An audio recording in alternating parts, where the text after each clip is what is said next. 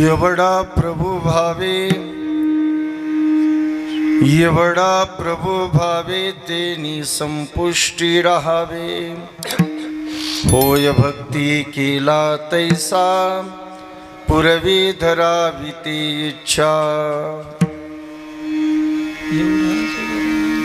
एवढा जगदानी, एवढा जगदानी मागे तुलसी दल पाणी। थोडासा विकोल, थोडा नॉर्मल, थांबलं नाही पाहिजे। होय भक्ती केला तैसा पुरवी धरावी ती इच्छा। आला नावा रूपा, आला नावा रूपा तुका म्हणे झाला सोपा। होय भक्ती केला तैसा पुरवी धरावी ती इच्छा। समचरण सरोजम सांद्र नीलांबुदाभं जगन्निहित पाणिं मंडनं मंडनानां। तरुण तुलसीमाला कंजनं कंजनेत्रं सदैधवलहासं विठ्ठलं चिन्तयामि। पांडुरंगा करो प्रथम, पांडुरंगा करो प्रथम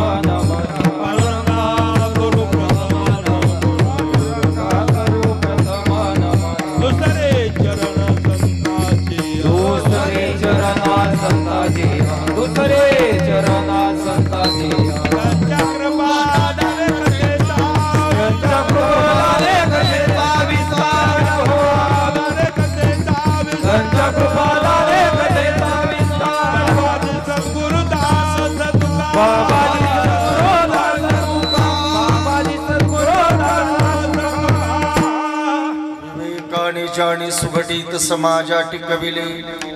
महासिद्धांताचे हृदय रसिकत्व कलिले। रसोत्तर रसोत्तर तरविला श्री भागवत तरु तया ज्ञानी शाते विमलवती निबंधन करू। ओम नमो ज्ञानीश्वराय, ओम नमो ज्ञानेश्वराय।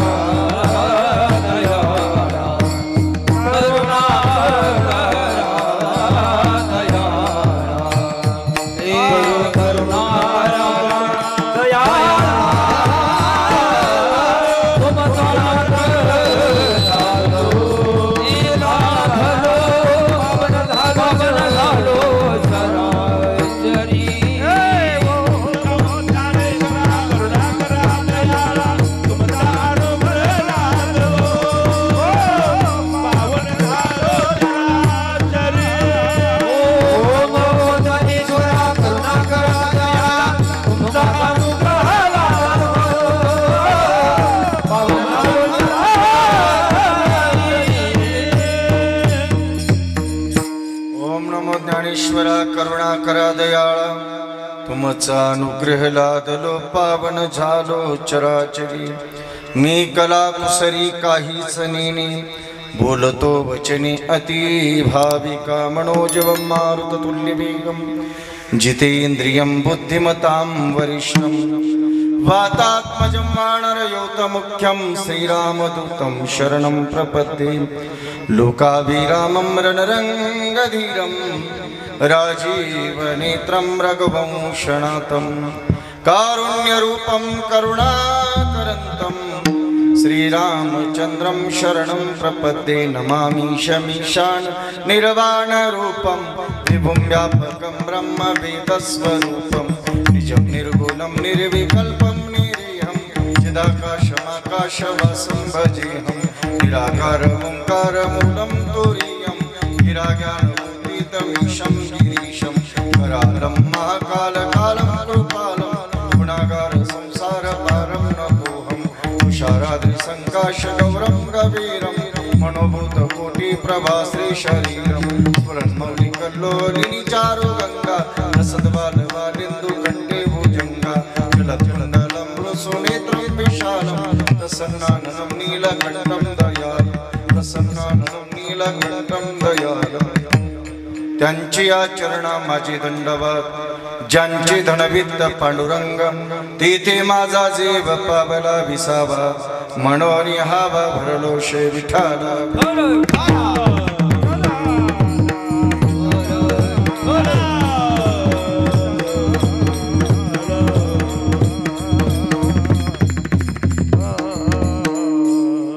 एवढा प्रभू भावे तेने संपुष्टी राहावे होय भक्ती केला तैसा पूर्वी धरावी इच्छा प्राप्त प्रसंगी भगवान पंढरीनाथाच्या सेवेसाठी आणि आपणा सर्वांच्या भक्ती साधनासाठी घेतलेला अभंग जगदवंद्य जगतमान्य देहो निवासी जगद्गुरु संत श्रेष्ठ श्री तुकोबाराय यांचा हा 4 चरणाचा अभंग आहे। यामध्ये श्री तुकोबाराय भगवंताच्या स्वरूपाची जाणीव ही करून देत असताना भक्ताबद्दल असणारी त्याची अधीनता आणि ती अधीनता त्यासाठी साधना कशी आहे या सर्वांचा विचाराने तुकोबाराय या अभंगाद्वारे करतात। या अभंगावर आपण विस्ताराने बोलणारच आहोत, पण त्यापूर्वी हा भव्य दिव्य असणारा महोत्सव आणि त्या औचित्याने असणारा थोडा परिहार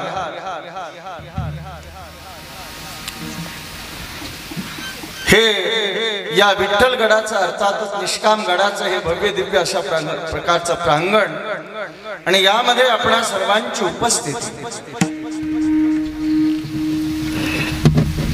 मी गतवर्षीही सांगितलं होतं आणि याही वर्षी तीच गोष्ट सांगेन,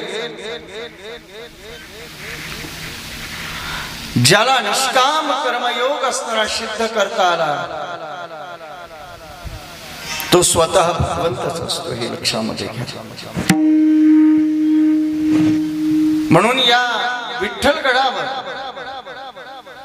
निष्कामतेचं पीक आलेलं आहे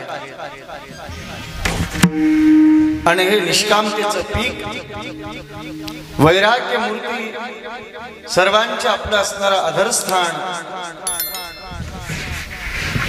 ज्यांची की आपणच असणारी केवळ नोंद घेतली नाही भारतामध्ये नाही तर जागतिक लेवलवर ज्या नावाची असणारी आणि गौरव करण्यात आला असं नाव म्हणजे बापू आहे।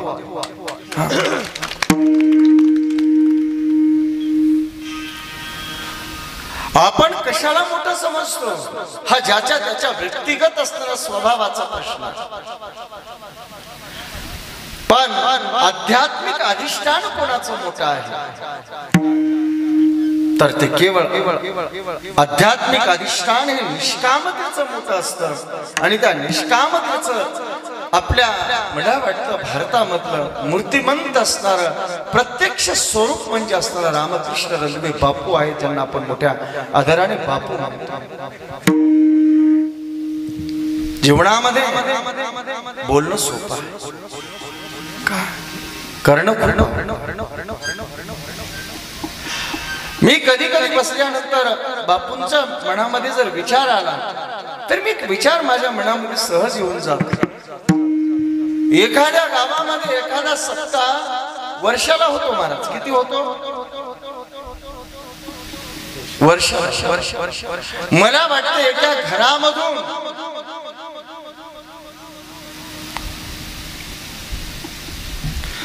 देऊन किती देतात तुमच्याकडे? म्हणजे आमच्याकडचं सांगून का तुमच्याकडे एका घरातून गावच्या सप्त्याला किती पैसे? कोणीतरी आकडा सांगा. हनुमान महाराज तुम्ही तरी 2-3 हजार. 1000, 2000, 3000, 400, 500. मला वाटतं 1100 वाले तर उलटे जास्त वळवळ करते. बरोबर. त्या 1100 रुपयामध्ये 1100 प्रश्न रेगा आणि पुन्हा त्याच्यामध्ये जरा अरे तुम्ही पट्टी द्यायला, तुम्ही दान द्यायला, पण वेळ कोणी नाही ते आपण त्याच्यातले नाही. तर तुम्ही जरा अंतर्मुख होऊन जर या गोष्टीचा जर विचार केला तर दररोजची आपली कमाई सोडून त्या कमाई मधले 1000-2000 रुपये कमीत कमी काय किती तेही जोडून या धन उत्तम व्यवहार या न्यायाप्रमाणे कुठलं तरी गबाळ हाणून नाही का, कुठेतरी पेंड लागलाय, जुना वाडा खानताने हंडा लागला, किंवा इकडे काही 10-5 दारूच्या दुकाने आहेत, तिकडे काही ढाबे आहेत 10-5, इकडून आतून खालून काही टेबला खालून चालू आहे, वरून काही चालू आहे, असं नाही. जोडून या धन उत्तम व्यवहार उदास विचारे वेच करी, उत्तमची गती तो एक पावेल, उत्तम भोगील जीव खाणी. हा अभंग जर सार्थ ठरत असेल तर तो केवळ बापूंच्या जवळ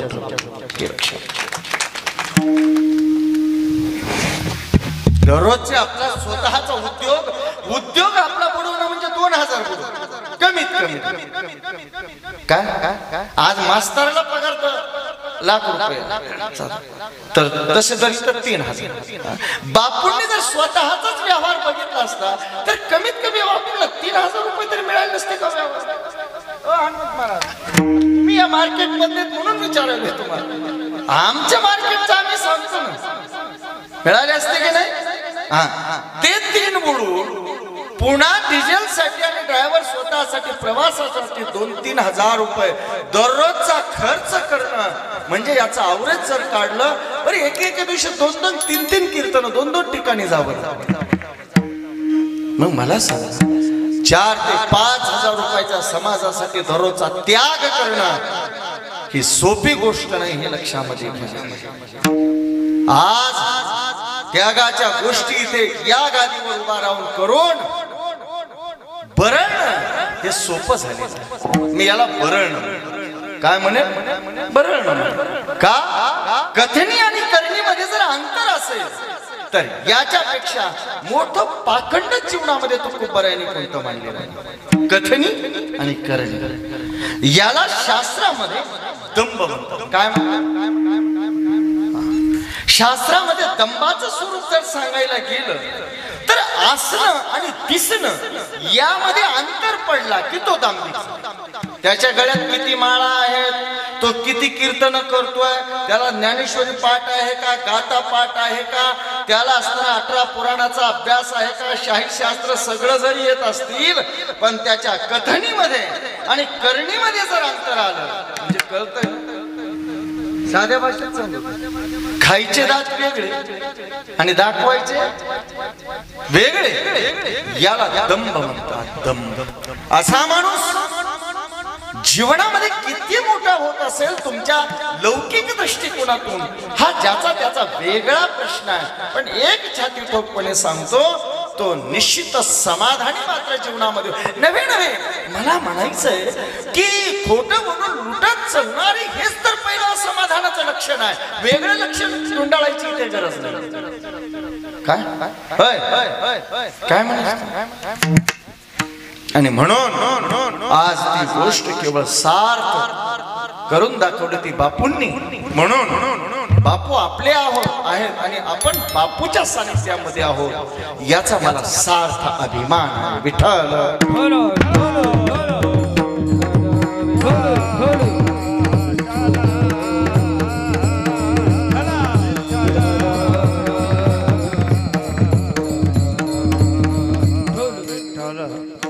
खरोखरच मला म्हणायचं ज्या गीतेवर आपण बोलतो निष्काम कर्मयोग गीतेमधला मी सांगतो काय आणि तोच कर्मयोग सांगण्याचे जर मुबलक भरमसाठ आम्ही जर मानधन घेत असू तर तो निष्काम कर्मयोग आम्हाला सांगण्याचा अधिकार आहे.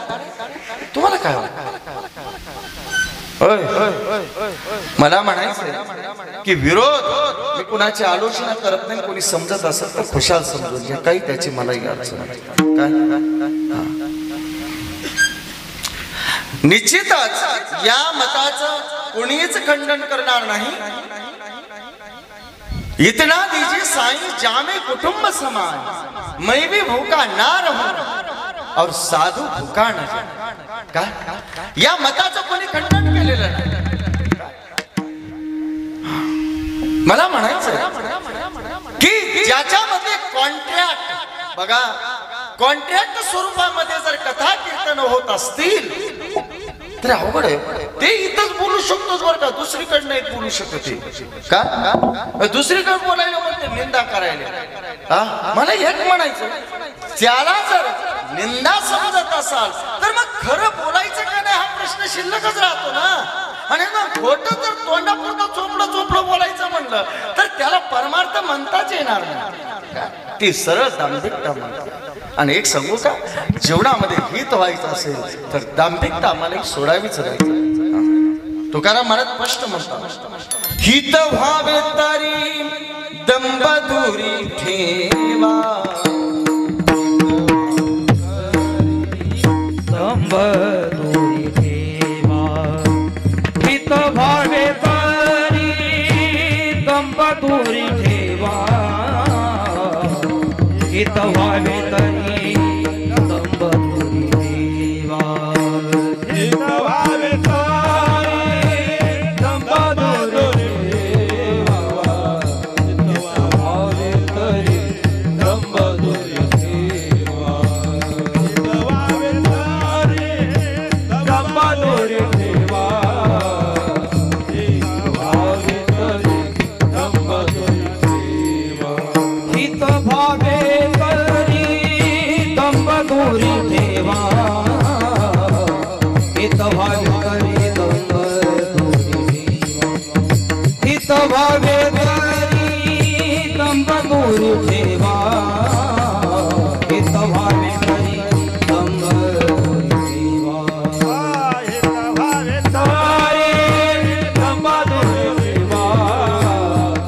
हित व्हावे तरी दंबधुरी ठेवा हित व्हावे तरी दंबधुरी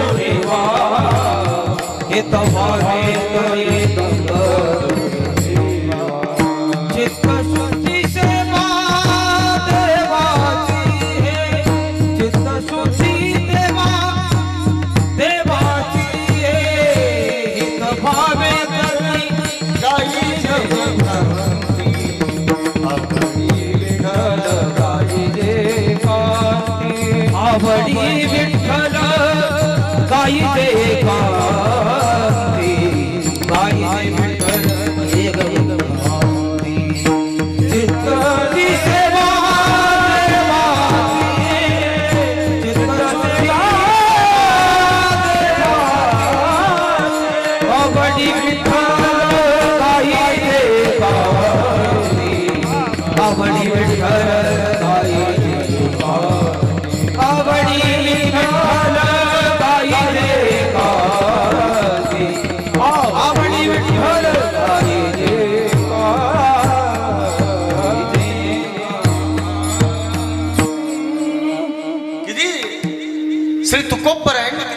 विशिष्ट विचार या ठिकाणी केले. तुम्हाला विठ्ठलाची भक्ती करायची मग हे अधिकार. पाहुण वास आणि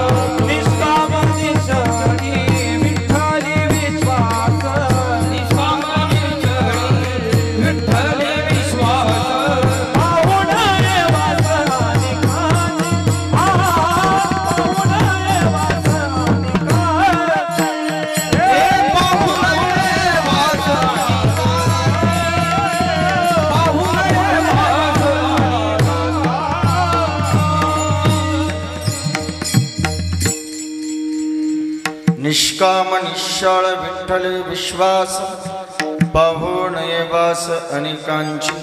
सगळे मुद्दे बराबर येतील पण हा मुद्दा जर बराबर केला तर कोणता? हित व्हावी तरी दंबदुरी. बरे का हनुमंत महाराज, हा मुद्दा जर शिल्लक राहिला ना तुमचे काही करावं तुम्ही. गर्दीला परमार्थ समजत असाल तर सेलिब्रिटीकडे काय कमी गर्दी नसते का? अंग प्रदर्शन करणारे जे सेलिब्रिटी आहेत ते जर एवढ्या पाठवत्या म्हणजे काय कमी गर्दी होती का? त्यांनाही सुरक्षा द्यावीच लागते ना. म्हणून आम्ही जर बहिर्वैभवामध्ये जर परमार्थ शोधत असू तर नाही. परमार्थ हा तत्वाचा आहे. तत्व सांगतंय काय परमार्थाचं? तुम्हाला पहिली दांभिकता सोडावी लागेल. जेव्हा तुम्ही दांभिकता सोडाल ना त्यावेळेस तुम्ही कराल तो परमार्थ. कराल ती पूजा आहे. तुम्हाला पूजेची गरज नाही. शंकराचार्य जशी मानसिक पूजा सांगतात.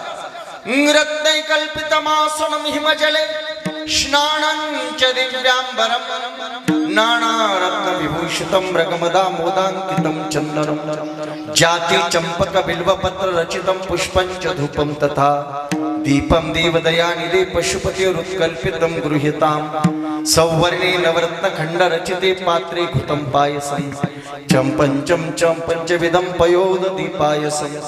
याच्यातून एकच सांगायचे शंकराचार्यांना, ज्यावेळेस तुमचं जीवन स्वच्छ बनेल ना त्यावेळेस तुम्ही चालणं सुद्धा तुमचं तीर्थाटन होईल, बोलणं सुद्धा ही तुमची भक्ती होईल आणि प्रत्येक क्रिया हे ईश्वराप्रती नेणारं कर्म बनेल. पण त्यासाठी पहिलं तुमचं काय झालं पाहिजे? दांभिकता सुटली पाहिजे. आणि दांभिकता सुटणं म्हणजे काय? आसनं आणि दिसणं याच्यातलं अंतर कमी करणं म्हणजे दांभिकता सोडणं. साध्या शब्दात मी उत्तर करत. आसनं आणि दिसणं. आज आसनं आणि दिसणं, अंधारातलं जीवन एक आणि प्रकाशातलं एक जीवन जर असेल तर त्याला दांभिक आपण म्हणतो. तुम्हाला माहिती आहे ना? हा बगडा बगडा दिसतो पांढरा पण उभा राहिलेला साधू सारखा फक्त मासे खाण्यासाठी. म्हणून आपल्याला बगड्याला दांभिक म्हटले. तो दंभाचं स्वरूप आहे. म्हणून बोलणं वेगळं आणि जगणं वेगळं जर असेल तर ती दांभिकता आहे. बाबांना एक सांगू का, मग या अवस्थेमध्ये केलेली भक्ती ही भक्ती होऊ शकत नाही. आणि जर हे घडत असेल तरच आवडी विठ्ठल गाईचे एकांती आलपेती येतीला बघरा विठ्ठला.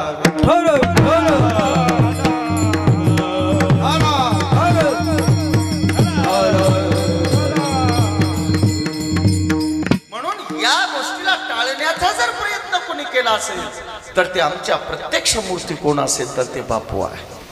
काय आहे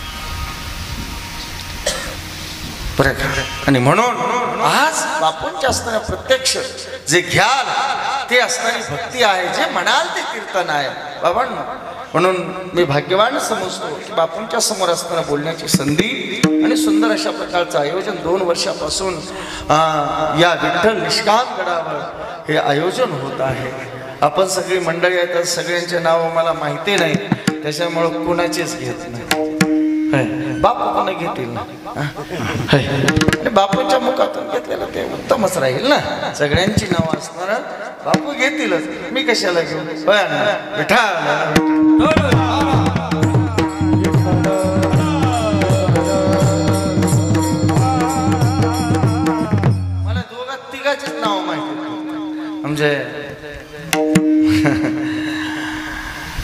आदरणीय प्रसिद्ध कीर्तनकार आणि सुंदर अशा गायनामध्ये तुम्ही खरं भाग्यवान आहेत तुम्ही दोघं जण बरं का. कारण की बापूंचं तुम्हाला सानिध्य सदैव त्या निमित्ताने लाभतं. एक सांगू का, खरं म्हणजे जिथे की सतसंग म्हणजे काय असतो का, सतसंग ना. मी एक गोष्ट लक्षात ठेवा, मी माझी दृष्टी खूप बदललेली आहे. सतसंग म्हणजे बाबांनो खूप काही माणसं जमणं म्हणजे सतसंग नाही. खूप पांढऱ्या फॅक कपड्यावाले माणसं जमणं म्हणजे असताना सतसंग असू शकत नाही. खूप भगव्या कपडेवाले एकत्रित झाले म्हणजे सतसंग असू शकत नाही. तुकोपर्यंत स्पष्ट म्हणतात, भगवे तरी श्वान सहज वेश त्याचा.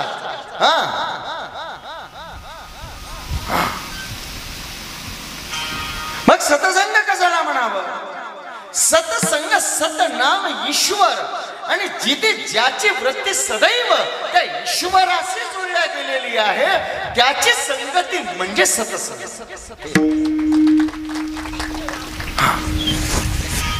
कपड्याचा काही संबंध नाही तर नाही, अजिबात नाही. कपड्याचा आणि संतांचा जर संघ असेल, मला वाटतं पहिलं नाथ महाराजांना दर्शन का ज्यावेळेस घडलं कशाच्या दुधामध्ये, जनार्दन स्वामी कुत्रीच्या दुधामध्ये, शेवटी त्याच्यामधूनच असताना त्या चांडाळामधूनच साक्षात दत्त भगवान प्रगट झाले. त्याच मला इथे सांगायचं नाही, माझ्याकडे एवढा वेळ नाही. सतपुरुषाला पोशाखाचं त्या ठिकाणी बंधन नाही आहे. ही वृत्ती जिथे त्या अंतर्मुख झालेली आहे त्या परमात्म्याशी, अशांचा संघ म्हणजे सतसंग आहे बाबा. म्हणून आमचे वैजनाथ महाराज, हनुमंत महाराज आणि पुन्हा महादेव महाराज एवढ्यांचंच नाव माहिती आहे. बाबासाहेब शिंदे महाराज आणि हनुमंत महाराज, बरोबर आहे का नाही? या दोघांचे बाकीच्यांचे नाव आता माहित होतील शेवटी. आणि काय करायचं, आपण सगळं मिळून देवाचंच नाव घेऊया, विठ्ठल.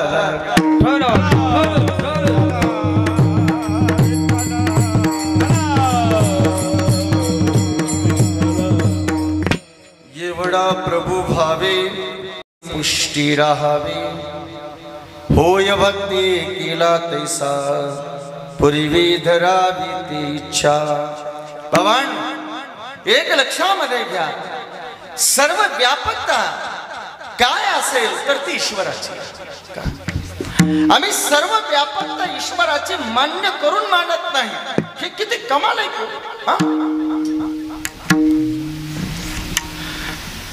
जगद्गुरु श्री तुकोबराय अभंगाद्वारे भगवंताचं स्वरूप स्पष्ट करण्याचा प्रयत्न करतात. पण भगवंताच्या स्वरूपाबद्दल जेव्हा तुकोबरायने दृष्टिक्षेप टाकला तेव्हा यतंभूत असा शब्दच त्यांना मिळाला. यतंभूत शब्द त्यांना मिळाला नाही, अजिबात मिळाला. केवळा भगवान परमात्म्याचं अस्तित्व केवढा आहे आणि तो केवढा आहे. बघा, भगवंताचं अस्तित्व हे तर विशालात महान आहे, विशाल आहे. मग विशाल म्हणून का, अगणित जे सांगता येणार नाही असं आहे म्हणून का तुकोबराय थांबले नाही? तर येथे जी भगवंताच्या स्वरूपाची जी तुकोबरायने ओळख करून दिलेली ना, ती एका विशिष्ट आयमामध्ये करून दिलेली आहे. ज्ञानेश्वर माऊलींना जर त्यांच्याबद्दल स्वरूपाबद्दल विचारायला गेलं तर ज्ञानराज माऊली स्पष्ट म्हणतात. काय म्हणतात? सत्य ज्ञानानंत गगनाची प्रावरण, सत्य ज्ञानानंत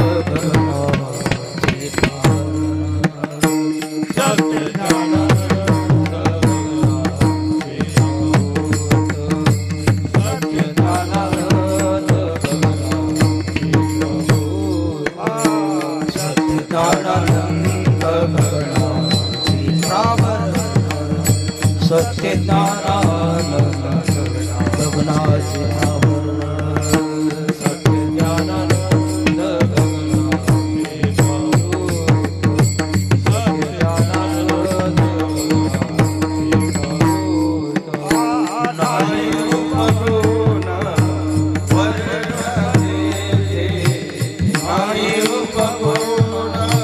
वरण देते तो हरे श्री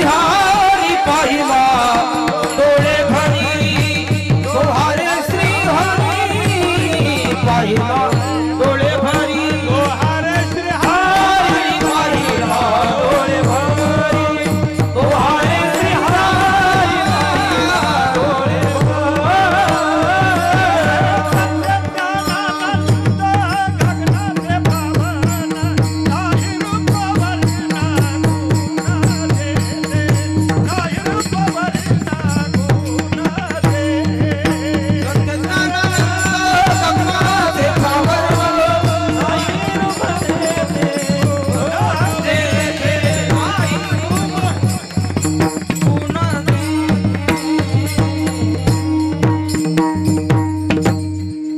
सत्य ज्ञान अनंत गगनाचे प्रावरण नाही रूप गुण वर्णती ते तो हारी श्रीहरी पहिला डोळे भरी पाहता पाहणे दुरी सारोनिया.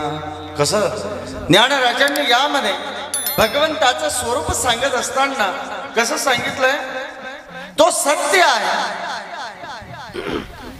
तो ज्ञान स्वरूप आहे, तो अनंत आहे. अनंत म्हणजे ज्याचं गणित सांगताय, तो किती विशाल आहे. या विशालतेचा जर विचार करायला गेला, तुका मने विठू भरला सभाय कोणी काय आहे चराचरी कोणी काय आहे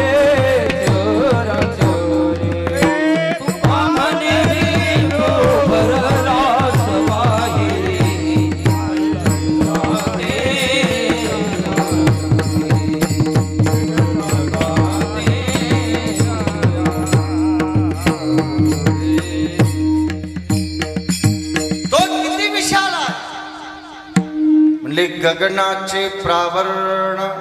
गगनाचे प्रावरण म्हणजे काय? हनुमंत महाराज, गगन केवढा आहे, आकाश केवढा आहे,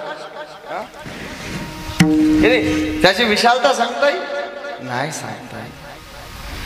कुणाला सांगा? नाही सांगता येईल. मग मला सांगा, तुम्ही झोपता, तुमचं चादर मोठं लांब आहे का तुम्ही लांब आहे जास्त? हो, तुम्ही पांघरता ते वाकड मोठे आहे का तुम्ही मोठे आहेत? गोदड गोदड लांब आहे का तुम्ही लांब आहे? बर तुम्ही किती 5.5 फुटाचं, गोदड जर 5 फुटाचं असलं तर पायाला पुरतोय का? कमीत कमी 7 फुटाचं लागतं तेव्हा डोक्याखाली येतं, नाही पायाला येतं. नाही इकडं ओढलं की तिकडं रिकाम, तिकडं पायानं ताणलं की इकडून रिकाम. म्हणजे अर्थातच माणसात जो पांघरणारा आहे त्याच्यापेक्षा पांघरून हे मोठं आणि विस्तारित असतं. अरे हे गगन आहे, हे गगन केवढं हे सांगता येत नाही, तर माझा भगवंत त्या गगनाचं पांघरून आहे म्हणतात ज्ञानराज. प्रावरण म्हणजे आवरण आहे, पांघरून आहे. म्हणजे महाराज, मग हे एवढा मोठा भगवान नेमका आहे कसा? नाही रूप गुण वर्णत येते. पुन्हा दुसरी एवढा आहे, केवढा एवढा. मग म्हणले त्याला कसा दिसतो? म्हणले नाही रूप गुण वर्णते ते. मग म्हणले आता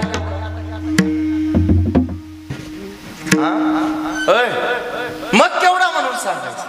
इथं सांगितलं गगनाचं प्रावरण आहे आणि लगेच पुढे म्हणतात नाही रूप गुण वर्णते ते. त्याला रूपही नाही, रंगही नाही, रंग नहीं रूप नहीं नहीं वर्ण छाया, रंग नहीं रूप नहीं नहीं वर्ण छाया, रंग नहीं रूप नहीं नहीं वर्ण छाया. निराकार निर्गुण तुझी रघुराया, निराकार निर्गुण तुझी रघुराया, निराकार निर्गुण तुझी रघुराया, निराकार निर्गुण तुझी रघुराया. मैं गुलाम तेरा, मैं गुलाम मैं गुलाम मैं गुलाम तेरा, मैं गुलाम मैं गुलाम मैं गुलाम तेरा, मैं गुलाम मैं गुलाम तेरा.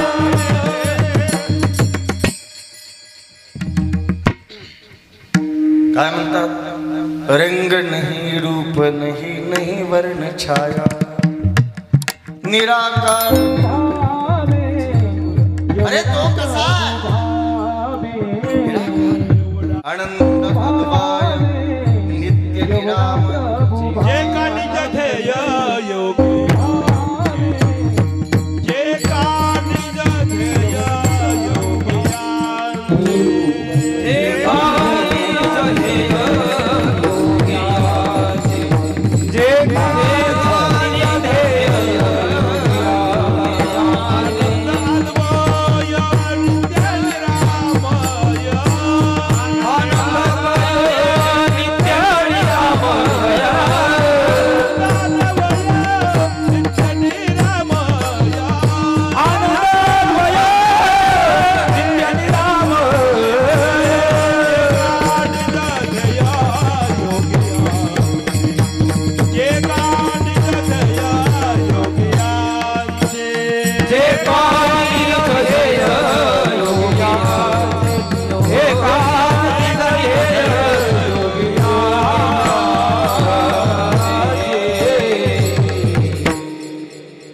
मान्य आहे त्याला रंग नाही रूप नाही हे तितकंच जरी सत्य असलं तरी तो कसा आहे नित्य आहे मुद्दा महत्वाचा आहे काय ते मला नित्य आहे नित्य म्हणजे कसा नित्य म्हणजे एक सांगू का ज्याला मागेही आणि पुढेही जो अविनाशी तत्वामध्ये नित्य कोणाला म्हणायचं जो सत्य आहे तोच नित्य असू शकतो सत्य तू विठ्ठल सत्य तू विठ्ठल सत्य तू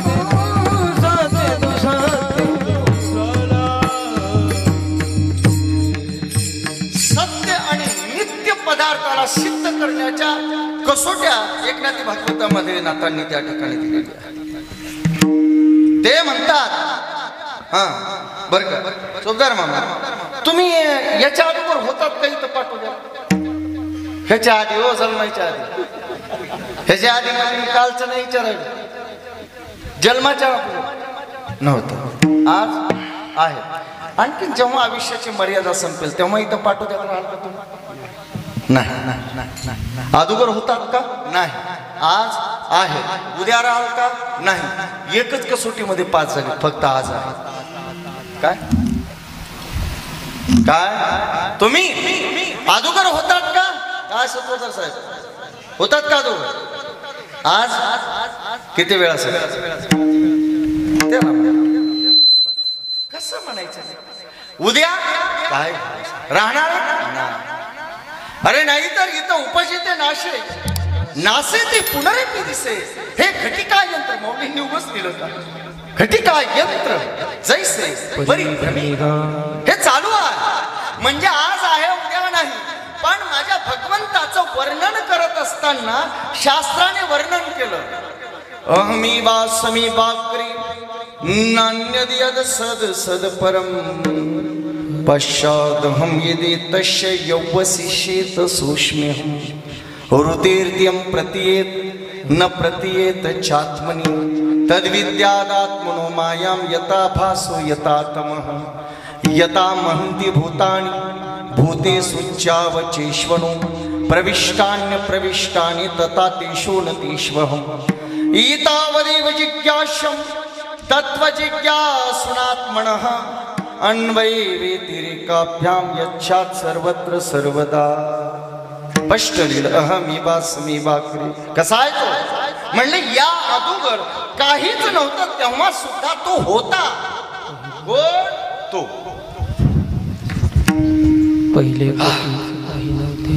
पहिले कोटेच काही चंद्र सूर्य कानोबा तेरे तेरे या शब्दाची संधी तोडा. कानोबा तेरे तेरे तेरे तेरे तेरे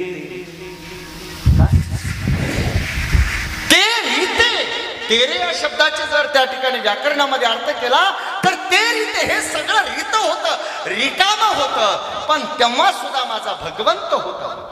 बर म्हणजे आज आहे तो दोन. बघा या विश्व अरे बाबांनो कुठे आहे तो? सगळीकडे. कुठे देवनतला नाना परी आ देवनतला नाना परी आ देवनतला नाना परी आ देवनतला नाना परी देवनतला नाना परी देवनतला नाना परी देवनतला नाना परी आ देवनतला नाना परी नाना परी देवनतला नाना परी.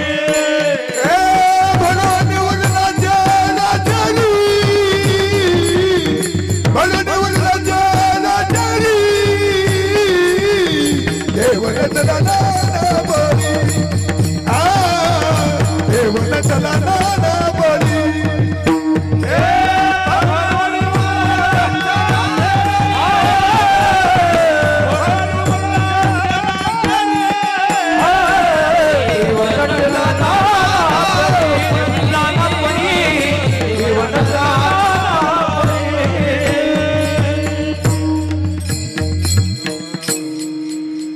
जन नव्हेचे अवघा जनार्थ. भगवान कसा नटलेला आहे. एका सागरामध्ये राहणाऱ्या एका मासुळीने दुसऱ्या मासुळीला विचारलं बहिणा एक मला सांग हा सागर तरी नेमका केवढा आहे? कोण? एक सागरामध्ये राहणारी मासुळी दुसऱ्या मासुळीला विचारते बहिणा हा सागर तरी नेमका केवढा आहे? मी त्याची खूप चर्चा ऐकली तो खूप विशाल आहे. काय तो नेमका मला कुठं भेटेल आणि कधी भेटेल आणि कसा भेटेल त्याला मला खूप पाहण्याची इच्छा आहे. असं कोण म्हणतात? एक सागरामध्ये राहणारी एक मासुळी दुसऱ्या मासुळीला म्हणते.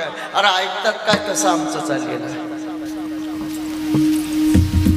शास्त्र म्हणत आहे की त्या वेड्या मासुळीला कोण सांगणार? अगं बाई ज्यामध्ये राहतेस ना तोच तर सागर आहे. ज्याच्यामुळे राहतेस ना तोच तर सागर आहे. ज्यामुळे तू जिवंत आहेस ना तो तर सागर आहे. आणि जो तुझं पोषण करतोय ना तोच तुझा सागर आहे. आणि ज्याच्यामुळे तू सुरक्षित आहेस ना तोच तर खरा सागर आहे. तसा या अज्ञानी जीवाला कोण सांगणार? अरे ज्यामध्ये राहतात ना जे जन म्हणताना हे जन नाही तर तो जनार्दन. सर्वागटी राम देहा देही एक सर्वागटी राम एक भाव. सूर्यप्रकाशक सहस्ररश्मी सूर्यप्रकाशक सहस्ररश्मी राम देहा देही एक सूर्यप्रकाशक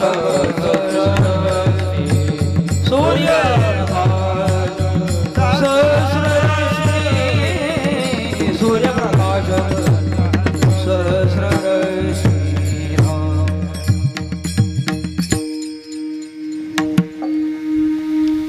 कोण सांगणार त्या मासुळीला की ज्यामध्ये तू जगत आहेस ना ते जन नाही तो जग नाही तर तो जगदीश्वर. कोण आहे? जगदीश्वर. कोण? आमचं तसं झालं का? ईश्वर तर आम्ही म्हणतो की शास्त्र सर्वत्र, पण हे मान्य केलं का आम्ही? त्याची व्यापकता नुसतं आम्ही बोलतो काय की सर्व ठिकाणी जन नव्हेचे अवघा जनार्दन वेवेष्टि व्यापनोती सकलम जगत इति विष्णू. बर म्हणजे अगोदर भगवंत होता. आज जगाच्या रूपानेही तो सर्वाच्या रूपाने आहे, साक्ष रूपाने या ठिकाणी. बर या जगाच्या अंती सुद्धा तो शिल्लक राहणार आहे. मग म्हणले महाराज, नेमका देव अगोदर सुद्धा आहे, जगामध्ये सुद्धा आहे आणि जग समाप्त झाल्यानंतर सुद्धा तो शिल्लक राहणार आहे. मग एवढं असताना आम्हाला दिसत कसं नाही? म्हणले त्यालाच तर माया म्हणतात. वृत्तेर्त्यं प्रतियत्न प्रतियत चात्मनी तद्विद्यादात्मनो मायम यथा भासु यथा तमः. आणि याला जाणणं, त्या भगवंताला जाणणं, यालाच खरं ज्ञान म्हणतात. पुस्तक पाठ करण्याला ज्ञान शास्त्रामध्ये म्हणल्या गेलेलं नाही. भगवंताच्या त्या वास्तव स्वरूपाला जाणणं याचं नाव ज्ञान.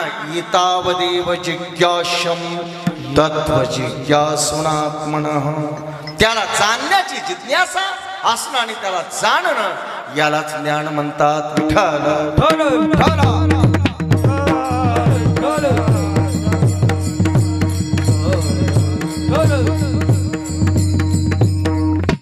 बघा, तो सत्य आहे, ज्ञान स्वरूप आहे, आनंद स्वरूप आहे, तो नित्य आहे, निरामय आहे. बरोबर आहे. तो एवढा आहे की आकाशाचं पांघरुण आहे. काय? तो आकाशाचं पांघरुण आहे, एवढा मोठा आहे. जगाच्या रूपाने म्हणाल तर तो प्रत्येकामध्ये नटलेला आहे. जगाचे गवसाने ब्रह्मरूपी केले,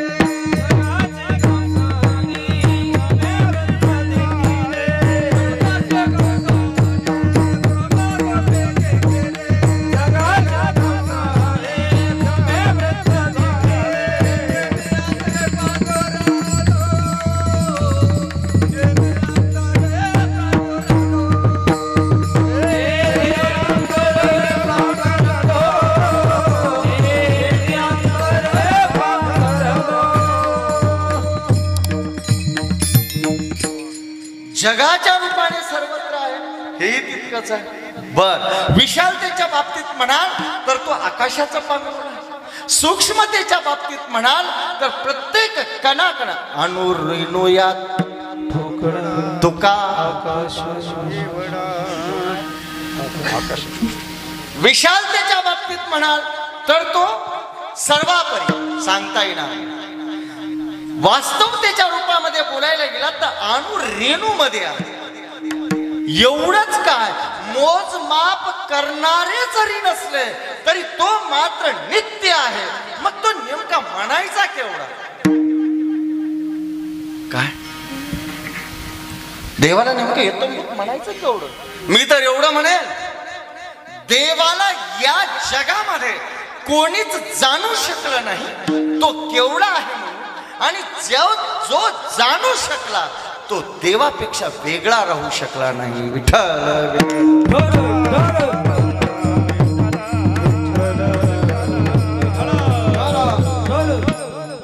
मुद्दा आणि तत्व लक्षामध्ये घ्या. देव केवढा आहे म्हणून कोणी जाणू शकला नाही. आणि जो जीव त्याला तो केवढा आहे म्हणून ज्या क्षणी जाणला गेला तो जीव जीव राहिला नाही, तर तो त्या ठिकाणी शिव, तो स्वतः भगवंतच बनला गेला. ज्ञानेश्वरीमध्ये ज्ञानराज माऊली म्हणतात, मामी विश्वेश्वरू भेटे ही जीव ग्रंथी न तुटे, हे बोल चिवोकटे कानी नको लावू. काय? भगवंत जर भेटला आणि तो जर मिळाला आणि तो कळाला तर तो जीव जीव राहू शकत नाही, तर तो जीव सुद्धा मीच होतो, तो वेगळा माझ्यापेक्षा राहू शकत नाही. म्हणून या जीवाच्या संदर्भाने जर भगवंत कसा आहे हे जर तुकोबरायला सांगायचाच प्रश्न पडला तर कसं म्हणून सांगावा आणि केवढा म्हणून सांगावा? म्हणून असा विशिष्ट शब्द प्रयोग तुकोबरायने यामध्ये केलेला नाही. फक्त देव एवढा हेच अभंगामध्ये. एवढा प्रभू भावे, एवढा प्रभू भावे, एवढा प्रभू भावे,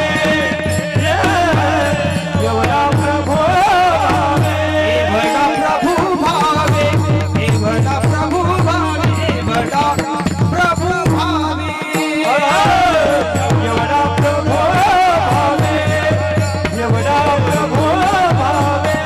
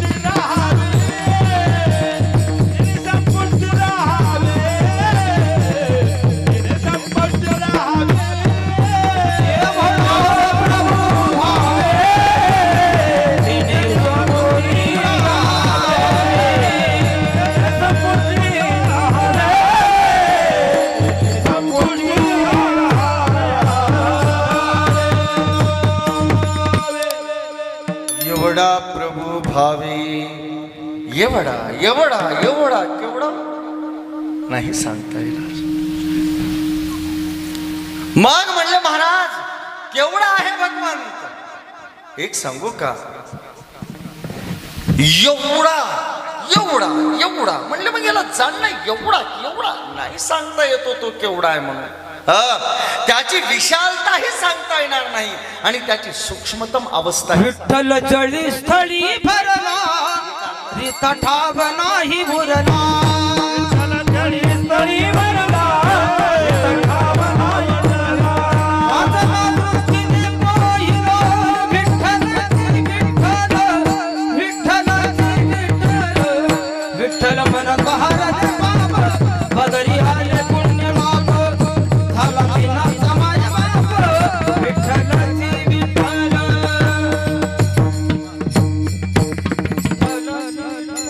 विठ्ठल जळी स्थळी भरला. थोडं आता पुढं पुढं चाललोय म्हणून थांबलोय, दुसरं काही नाही. कारण की बघे एवढा मध्येच जायचा टाइम पुन्हा मध्ये महाराज नुसतं एवढं एवढंच म्हणून गेले. तो इथून काय करावं विठ्ठल.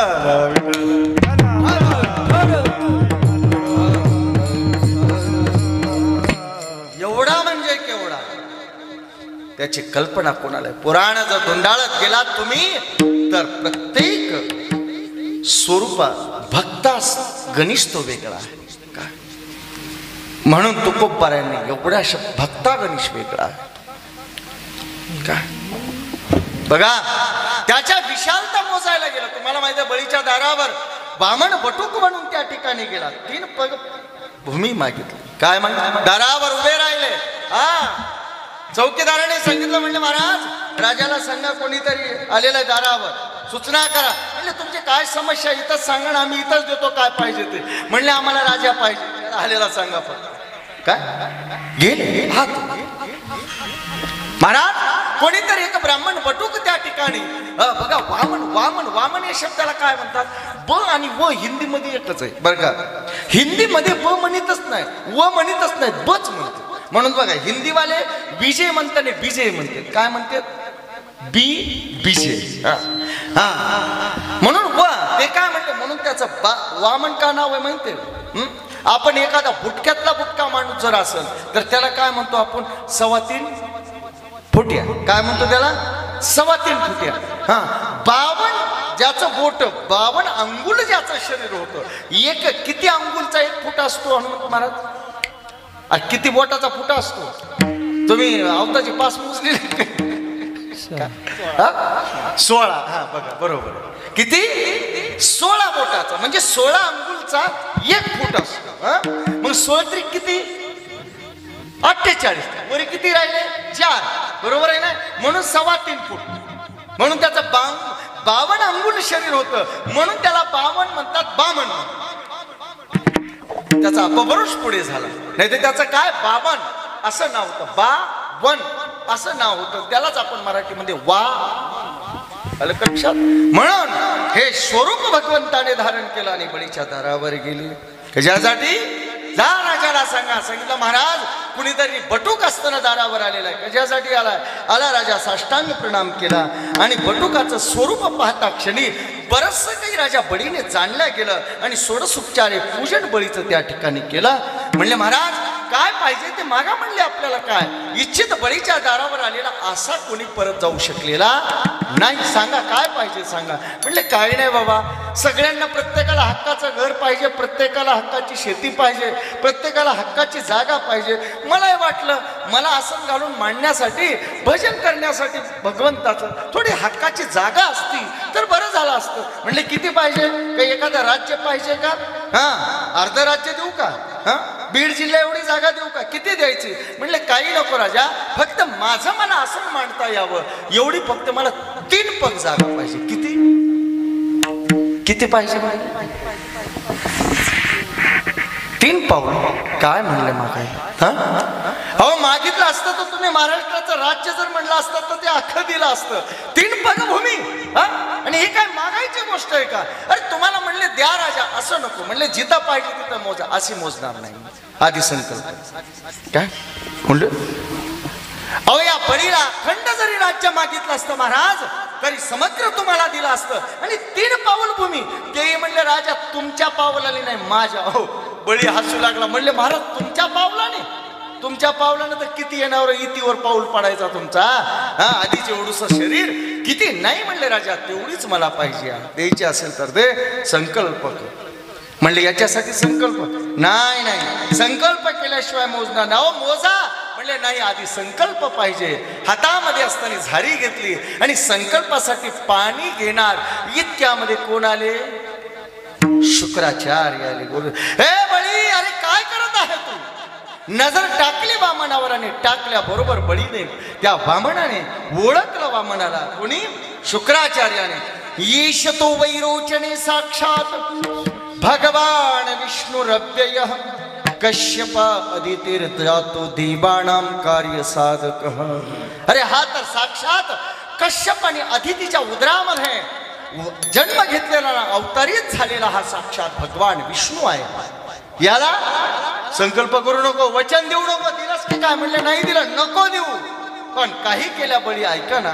शेवटी काय केलं याने झारीतून ऐकत नाही शिष्य. त्यावेळेस मात्र झारीमध्ये हे जाऊन बसलो गुरुजी. कुठं जिथून पाणी काढायचे त्या ठिकाणी काही केल्या पाणी येईना म्हणले पाणीच नाही आलं तर संकल्प कसा होणार. अनेक प्रकारे त्याला अडवलं. बळीला वाटलं पाणी कसं येईना म्हणून जे काय दरबाचं आसन होतं म्हणले आणखी ऐकलं त्यात एक काडी काढली मार टाकली मध्ये. नेमका त्या बोळापाशी डोळा बसलेला होता ह्याचा.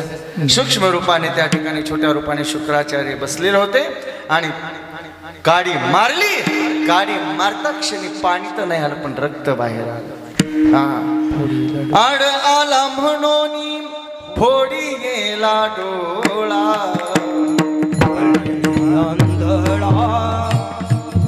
शुक्र आड आला म्हणून फोडी गेला डोळा.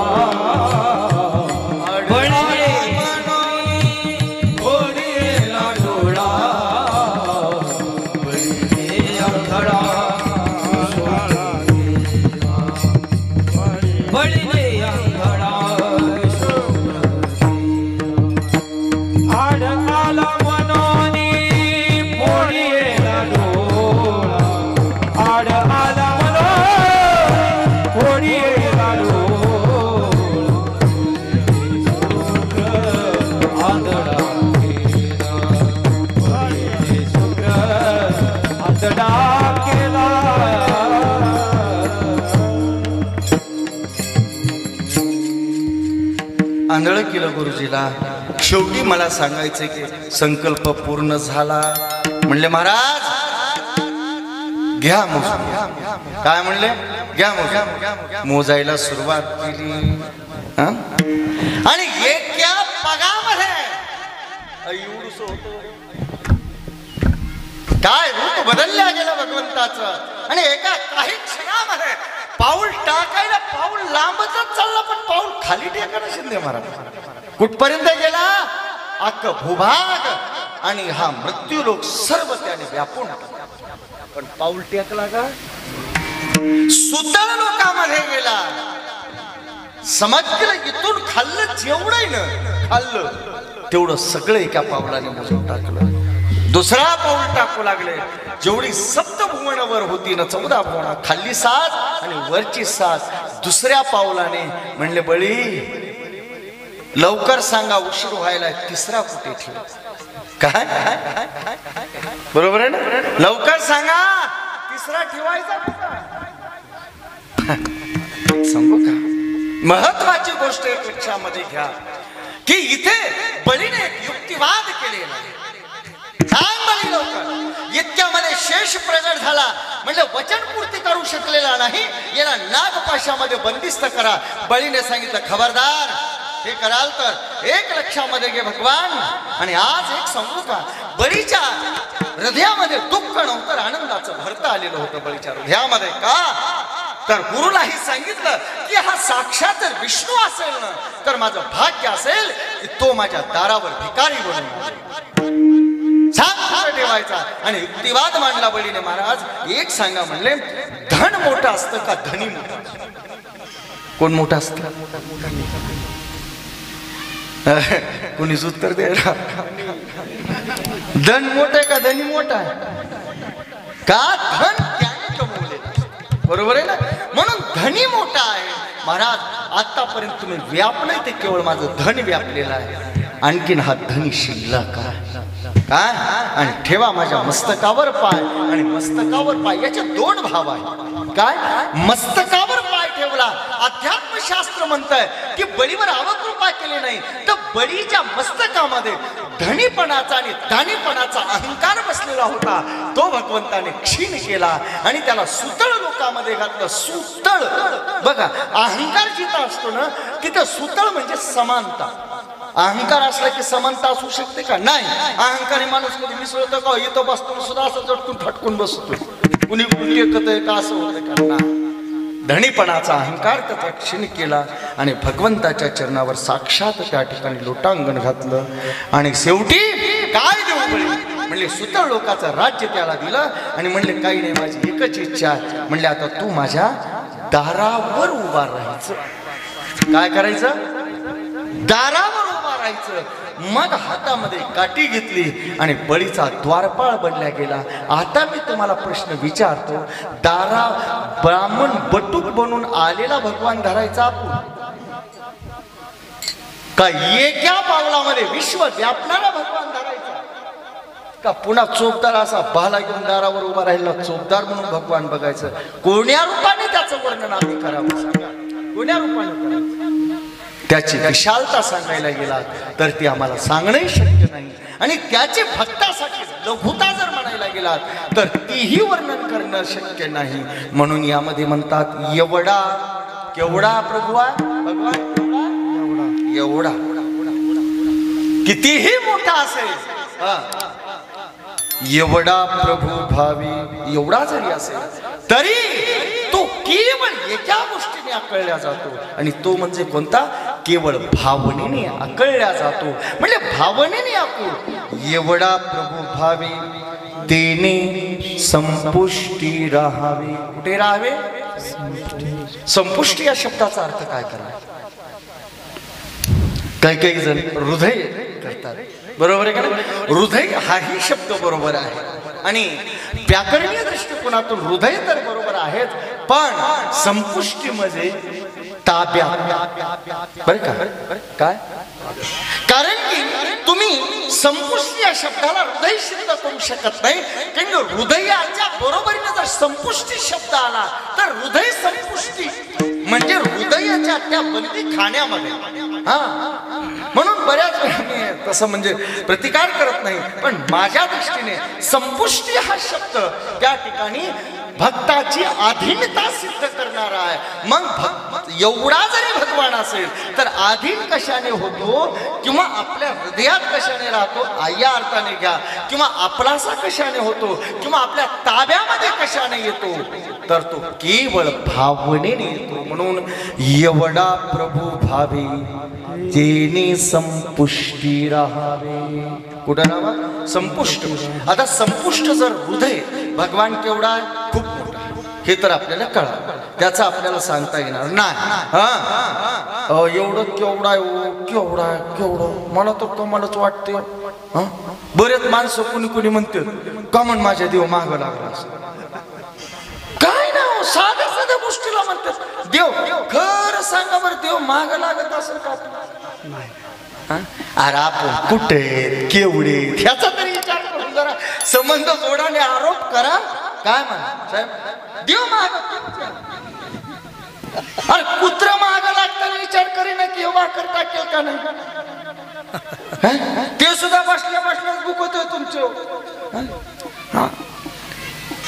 आणि देव तुमच्या मागे नाही हे आमचं अज्ञान आहे आम्ही छोट्या मोठ्या गोष्टीमध्ये दुःख झालं की आम्हाला वाटतं देव आमच्या मागे लागला पण दुःखाला कारण भगवंत नाही शास्त्र सांगत आहे काय आहे कर्मणा जायते जंतु कर्मणैव विलीयते सुखम दुःखम भयम क्षीमम कर्माणाभिपद्यते सर्व सुख दुःखाचा खेळ हा तुझ्या कर्माचा आहे पण माणसाला कसं आहे दुसऱ्यावर आरोप केल्याशिवाय समाधान मिळत नाही म्हणून माणसामध्ये देव का माझ्या मागे लागला विठ्ठल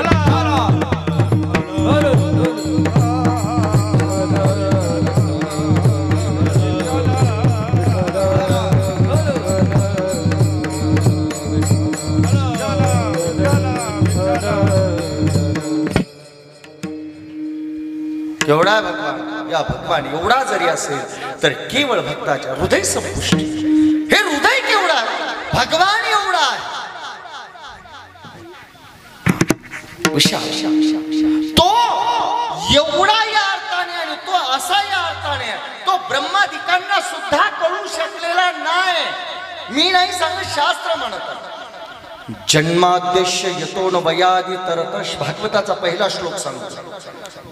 चार्तेष्वभिज्ञ स्वराट तेने ब्रह्मारुदि कवये मुह्यन्ति सूरयः तेजो वारि मृदां यथा विनिमयो यत्र अस्ति सर्गो मृषा धामना स्वेन सदा निरहस्तकुहकं सत्यं परम धीमहि. कसा आहे तो भगवान? आधी कवी ऋषी मुनींना, ब्रह्मादिकांना, देवतांना कुणालाही कळू शकलेला नाही. म्हणून ब्रह्मदेव स्वतः म्हणतात नैमिड्यते वप्रकुशे तडिदंबराय गुंजा वसंत परिपिच्छ लसन्मुखाय वन्यस्रजे कवलवेत्र विशाल वेणु लक्ष्मश पशुपती पशुपती पशुपांगजाय. हे भगवान मला माफ करा, मी हा गवळी वेश तुमचा ओळखू शकलो नाही. जो की आधी नारायण साक्षात सर्वांचा लक्ष्मीपती आहे त्याला मी ओळखू शकलो नाही.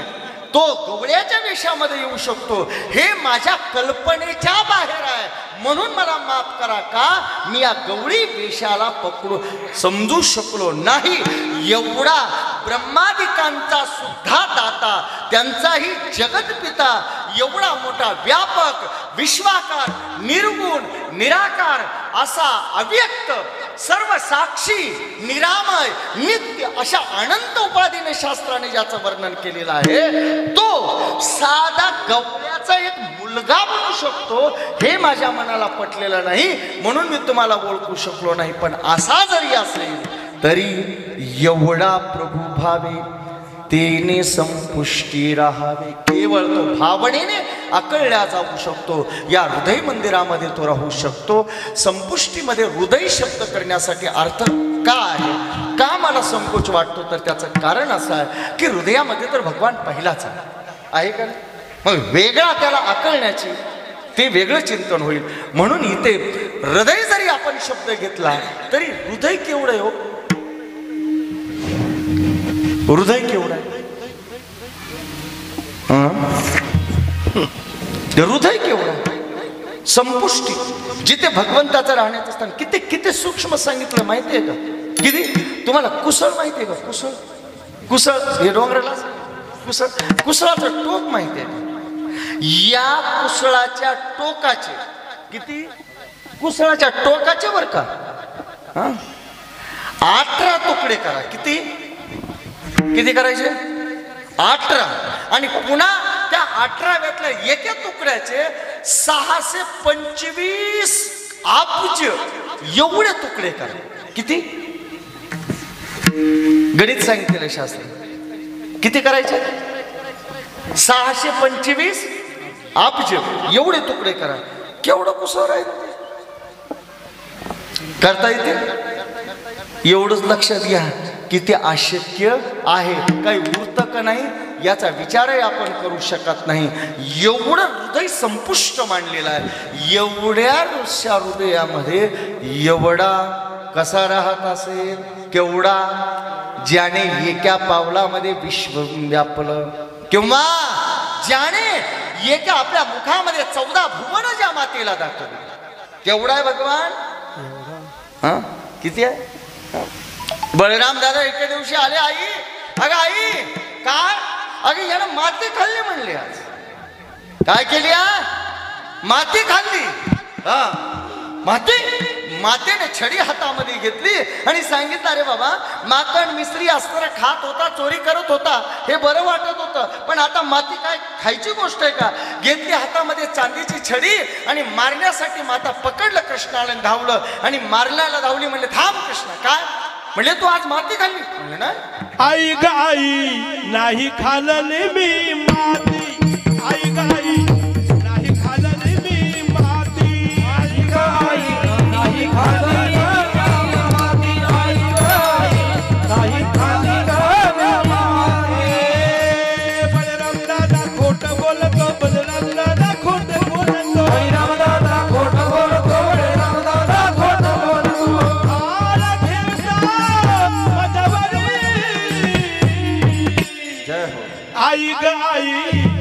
खाल्ली मी माती आई गाई नाही खाल्ली मी माती आई गाई नाही खाल्ली मी माती आई गाई नाही खाल्ली मी माती आई गाई नाही खाल्ली मी माती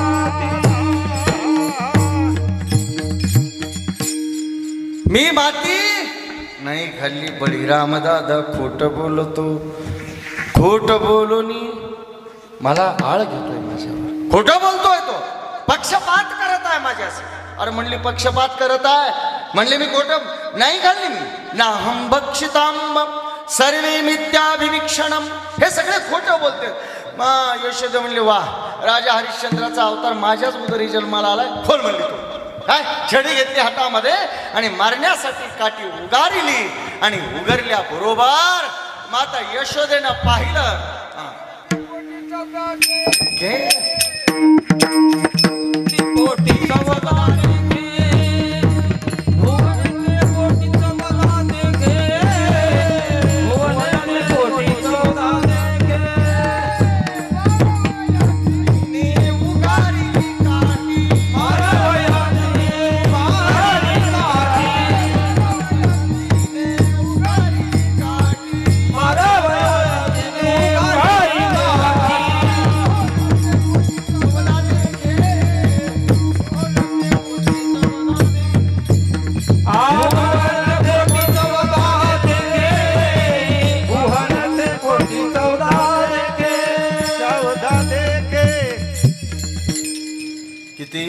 मारावय तिने उगारली काठी भवन ते पोटी 14 देखे. किती पाहिले? 14 भुवन. महाराज पाटोदान आपला मंडप सुद्धा त्याच्यामध्ये होता. त्या मुख पाहिलं, त्या मुखामध्ये काय हे विश्व आहे. विश्वामध्ये सर्व ब्रह्मांड आहे, नवग्रह तारांगण हे सर्व विश्वाकार आकाश आहे. त्यामध्ये हा पृथ्वी गोल आहे, त्याच्यामध्ये आशिया खंड आहे, भारत आहे, त्याच्यात ते उत्तर प्रदेश आहे, त्याच्यामध्ये वृंदावन मध्ये, त्याच्यामध्ये मोठा महल, त्या महलाच्या दारावर यशोदा, तिच्या हातात कृष्ण, त्याने तोंड खोललेलं. पुन्हा त्याच्यात एक ब्रह्मांड दिसतंय. का किती दिसली? 14 भुवन दिसली. यशोदेनं डोळं चोळली. आई काय दिसायला माझ्या डोळ्यामध्ये? म्हणली माती खाल्ली का? अरे म्हणली कृष्णा माती तर नाही, पण तुझ्या तोंडात तर म्हणली डोंगरची डोंगर आहेत, मातीचे डोंगर आहेत. त्यावेळेस मात्र भगवान म्हणाले माते माझ्या ह्याच्यात कुठं डोंगर येणार? इतक्यामध्ये ऐश्वर्य शक्तीला फटकारलं. म्हणले तुला लाज वाटते की? त्याला आईला मी जर हे माझं ऐश्वर्य कळालं तर मला देव म्हणेन, देव समजेल. आणि देवा इतकी फजिती कुणाच्या घरात कुणाचीच नाही. सगळ्यात जास्त फजिती कुणाची असत? भगवंताला कशासाठी बनून आलोय मी माते? तुझा बालक बनून आलोय, आणि बालक बनण्यामध्येच मला समाधान आहे. देव बनण्यात खरं सांगा तुमच्या घरात लेकराचे लाड जास्त आहेत का देवाचे? होय, देवाला काय कामाला? और देवाला जर देव मानणं असा चळ काटा येतो कृष्णाला सुद्धा. अगं आई नको नको, ऐश्वर्य शक्तीला फटकारलं, कारण त्याला माहिती देवाची फजिती काय. 8 दिवसाला पाणी एका घेतलेलं, कुणी शिवायला शिवू नको का? देवाचं पाणी कधी भरलेलं आहे? 8 दिवसाला सुटतोय म्हणले ताजं पाणी, शिळ्याच पाणी. हिवाळ्यामध्ये सुद्धा शिळच पाणी असा काकडून जातो म्हणतात देव. कसा काकडतो? आणि तुम्हाला मात्र हिटर गिझरचं पाणी गरम गरम कोमट पाहिजे तसं वातानुकूलित पाणी, आणि देवाला शिळ ढक पाणी 8 दिवसाचं गारचीच. बरं धुण्याची पद्धती तरी आमच्याकडची बघा ना कशी आहे देव धुण्याची पद्धत. तामण घ्यायचं, तामणामध्ये तिथंच असताना कृष्ण रंगणात मी टाकायचा, त्याच्यावरच विठ्ठल रुक्माई टाकायची, त्याच्यावरच तुळजाभवानी, त्याच्यावरच घोडेसहित खंडोबा. काय होय अण्णा? घोड्यासहित खंडोबा त्याच्यावरच. पुन्हा गंगेमध्ये सापडलेला गारगुटीचा देव बी ह्यांच्याच अंगावर. काय पुन्हा रानामध्ये जर चमकणारी एखादी गारगुट महादेवासारखी दिसली तर ती बी ह्याच थांबणार. पुन्हा पाणी टाकायचं, जसे जेवारी धुतात का तसे खळा खळा निसते देव. ह्याच्यापेक्षा वेगळे देव धुतात तुम्ही? कुणी जर दूत असलं तर हात वर करा, जाता जाता त्यांना पुरस्कार देऊ. काय अरे ही देवाची फजित. देव साबणीनं निघत नाही, देव चुळून निघत नाही, तेच एकामेकाच्या अंगाला अंग घासून. बरं कपडे सगळे बोंगळ्याला बोंगळे ते ह्याच्यामध्ये तामणामध्ये, आणि ते काढून ठेवायचे वर कुठं, पाणी त्याला पुसणं नाही, कपडे नाही, काय हे गे नाही. अशी अवस्था आहे देवाची आमच्या. पुन्हा अगरबत्ती केली की पुन्हा मात्र त्याला सुंदर अशा प्रसाद दाखवण्याची पद्धती आमच्याकडे ठरलेलं आहे. साखर मुरमुरे नाही तर शेंगदाणे कवर खायचे ते काय कवर खायचे हे महत्वाचं काय कवर शेंगदाणे काय. बरं गुळ आणला तर आणला, पुढे ठेवीत नाहीत, पाणी पिरूत नाहीत, ते तोंडाला सगळे घरातले मुंगळे मुंग्या त्याच्या. किती फजिती देवाची याचा जरा विचार करा ना तुम्ही. हा देव नको मला नाही बघायचं आम्हाला. अरे देव सांगू का, पूजा ही एक भावना आहे आणि ही भावना आमच्या हृदयामध्ये परिपक्व आम्ही केली पाहिजे, हे लक्षामध्ये घ्या. हा या कोणता उपचार नाही तर पूजा एक भावना. मला आठवते मी जेव्हा वृंदावनला राहिलो होतो बापू, वल्लभनगरीमध्ये मोती झीलमध्ये एक 6 महिने तिथं राहिलो होतो. जे घर मला राहिलं होतं त्याच्यामध्ये काही अडचण आल्या, मग 6 महिने तिथे गेलो. एक छबीवाला गोसाई म्हणून होता, त्याच्या घरी आम्ही राहायचो. मी वरच्या मजल्यावर राहायचो तसं. हो घरच मंदिरासारखं. दररोज 12 वाजता यायचंच दारावर. चलो पंडित जी आप भोग लगाएंगे भगवान को. म्हणलं चल आम्हाला खायला. तिथं तुम्हाला माहिती आहे परदेश राहायचं म्हणल्यावर खाणं लय महत्वाचं वाटते, पंगत लय महत्वाची वाटते. कीर्तन नाही गोड लागत आपल्याला. 9च्या पुढे गेलं की पंगतच देण्यात येतं, कीर्तन राहत नाही. असं मला कळतंय 12 वाजता म्हणजे 12 वाजता असं सुंदर तो थाळी सजवायचा. काय सुंदर थाळी सजवायचा आणि ती थाळी सजवून घरामध्ये. एक सांगू का तुम्हाला, मी महत्वाचा कीर्तनाचा विषय नाही पण महत्वाचा मुद्दा सांगून जातो. घरामध्ये देवाला नैवेद्य गुळाचा शेंगदाण्याचा नको आहे.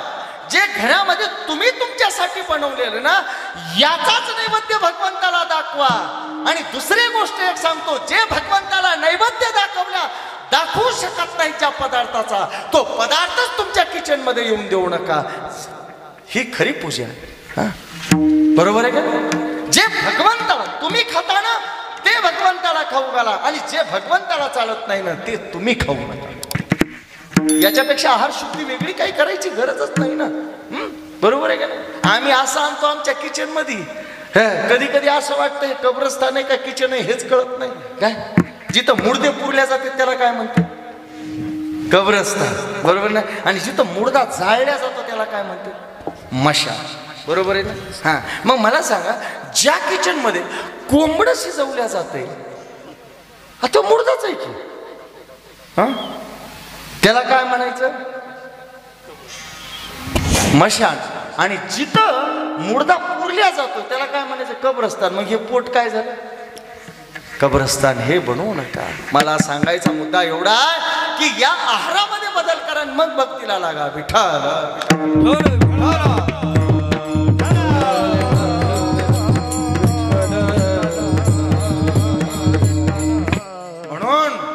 काय 14 भुवनाचं दर्शन मातेला घडविलं.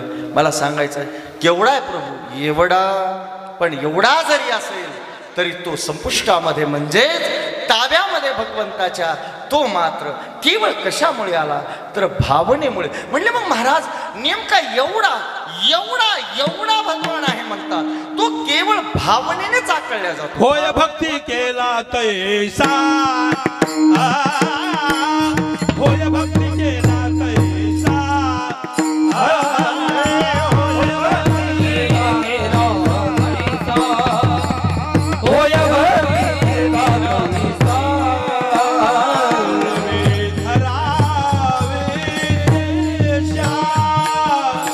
पूर्वी धरावे देशा, पूर्वी धरावे देशा,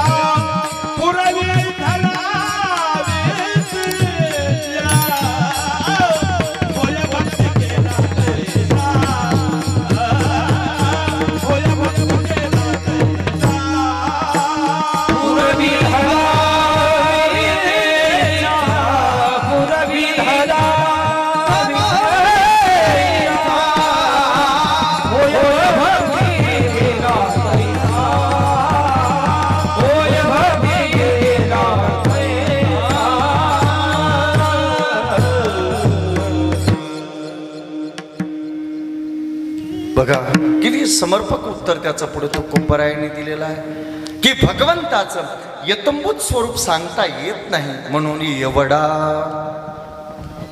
म्हणले महाराज एवढा मग आकळल्या कसा जातो भावे का भावनेश्वर भावे गावे गीत शुद्ध करोनिया चित्त तुझ भावा आहे देव तरी हा सुलभ उपाव काय भाव बडे आकडे कर्तरी आवडत सहारी कर्तरी आवडत सहारी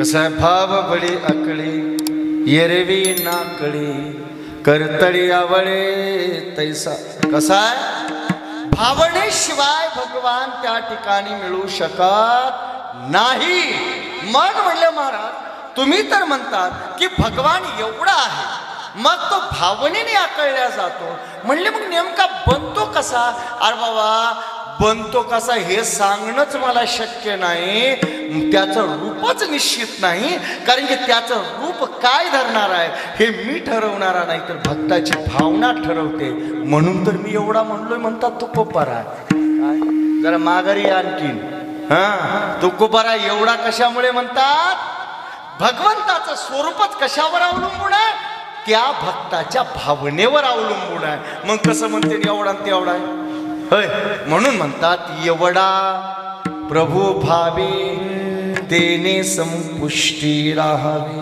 म्हणले महाराज मग तुम्ही तर कोणतंच भगवंताचं रूप सांगत नाहीत म्हणले का बरं म्हणले ते मला सांगताच येणार नाही त्याचं कारणच एवढं आहे की जशी ज्या भक्ताची भावना असेल तसा माझा भगवंत रूप धारण करतो ज्या की रही भावना जैसी भावना जाती रही भावना जाती रही भावना प्रभु मुरारी देखती तैसी प्रभु मुरारी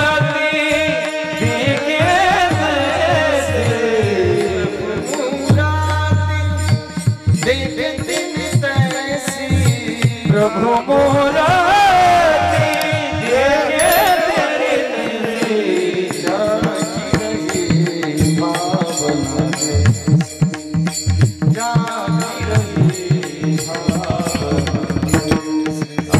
जाती रहेगी भावना तेरे जाते रहेगी भावना हरीच्या दासा हरी दाही दिशा भावे जैसा तैसा हरी कसा आहे भगवान जसं जशी भावना असेल ना तसा तो पडला काय म्हणून एवढा काय म्हणून एवढा प्रभू भावे केवढा असू द्या जशी भावना यशोदेसाठी बालक बनला कंसासाठी काळ बनला सवंगड्यासाठी मित्र बनला सवंगडी बनला की नाही हा सगळ्यांसाठी बनला तो अरे इथं मुखामध्ये विश्वरूप दाखवणारा 14 भुवन दाखवणारा यशोदेसाठी बनला तर अर्जुनाला कुरुक्षेत्राच्या युद्धा रणभूमीमध्ये विश्वाकार स्वरूप दाखवणारा तो बनला जशी ज्याची भावना अरे एवढंच काय माझ्या द्रौपदीसाठी तर तो वस्त्र बनला काय बनला वस्त्रे हरणे वस्त्रे गौरवी पांचाळी सभे माझी आणली वस्त्र हरणे वस्त्र कैसी झाली माऊली इथं कोण झालाय वस्त्र साक्षात भगवान वस्त्र बनलेला आहे मला कथा नाही सांगत बसायची जशी ज्याची भावना, जशी त्याची इच्छा असेल तसा भगवान बनला जातो, सेवक बनला.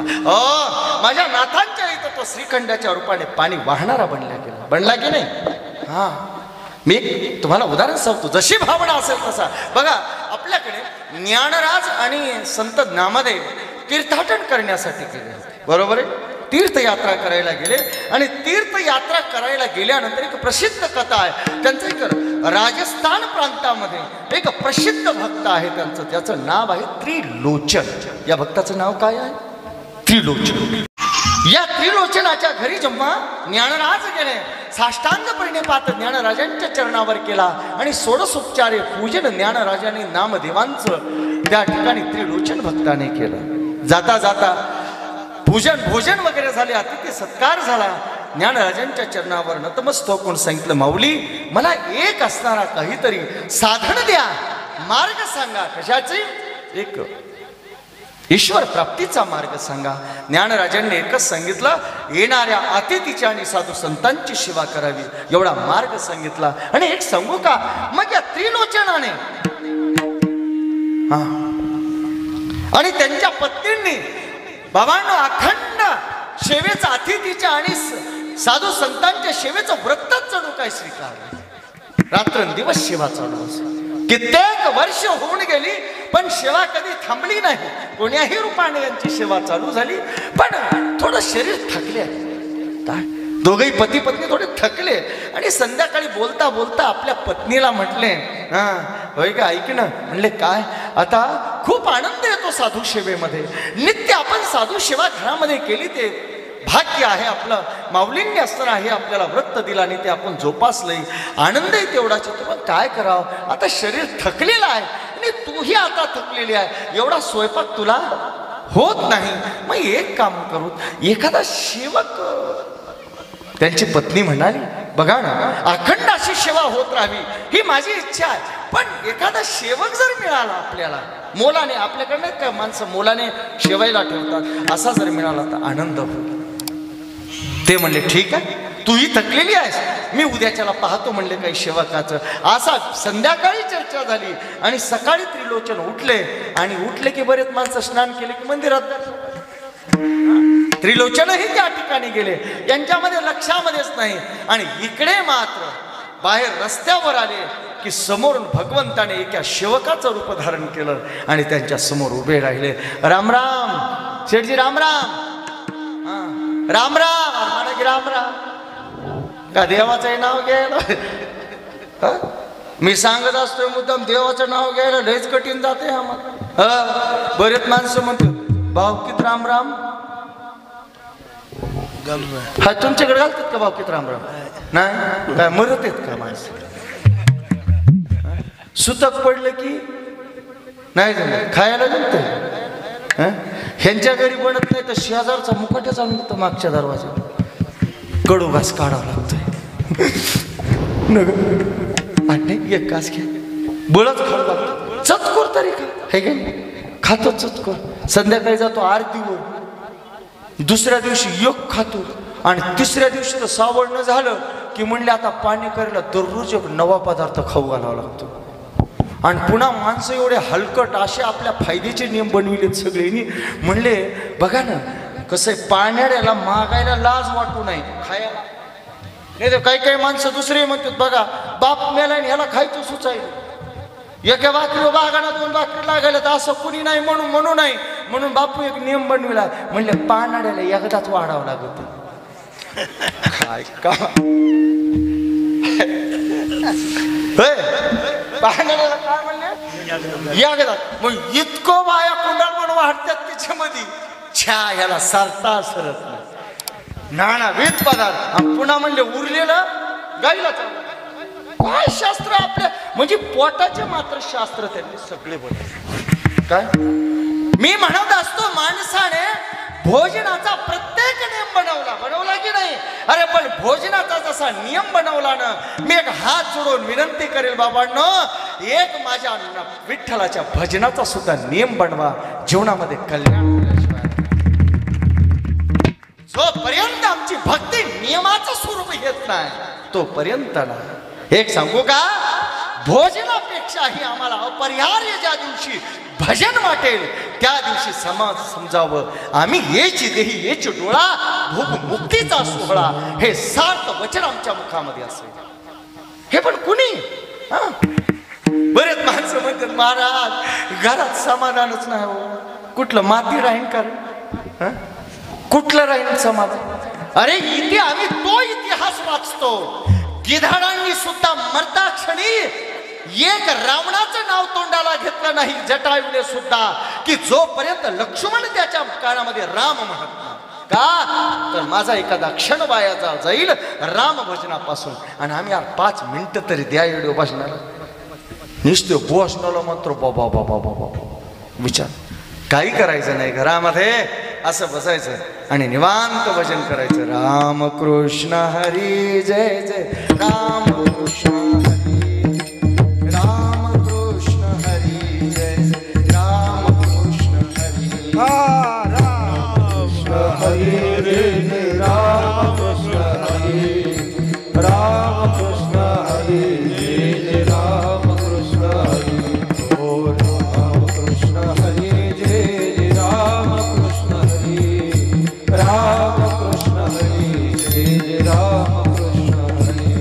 राम कृष्ण हरी जय राम कृष्ण हरी राम कृष्ण हरी जय राम कृष्ण हरी ओ राम कृष्ण हरी जय जय राम कृष्ण हरी राम कृष्ण हरी जय जय राम कृष्ण ओ राम कृष्ण हरी जय जय राम कृष्ण हरी राम कृष्ण हरी जय जय राम कृष्ण हरी राम कृष्ण हरी जय जय राम कृष्ण हरी राम कृष्ण हरी जय जय राम कृष्ण हरी राम कृष्ण हरी जय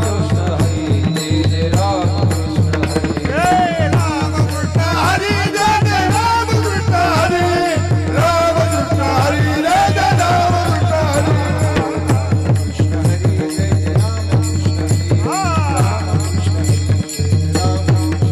जय राम कृष्ण हरी जय जय राम कृष्ण हरी राम कृष्ण हरी जय जय राम कृष्ण हरी.